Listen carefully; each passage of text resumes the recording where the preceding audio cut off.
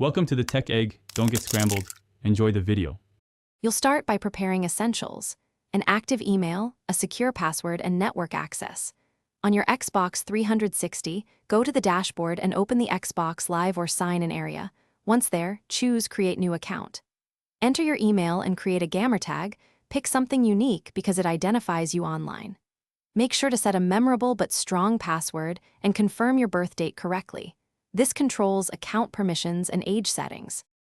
Once done with the initial form, you'll verify your email address, check your inbox, and click the verification link.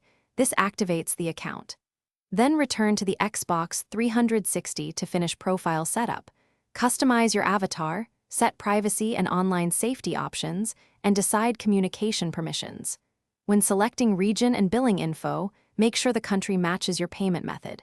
If you don't want to buy right now, skip adding a card, and you'll finish by signing into your new Microsoft account on the console and downloading or syncing your profile. This pulls achievements and friends. If sign-in fails, make sure your email was verified, your console is online, and your password is correct. Try restarting the console and router. If you still can't access the account, use the password reset process at account. Microsoft. Com from a PC or phone once recovered. Sign back in and confirm your profile appears correctly.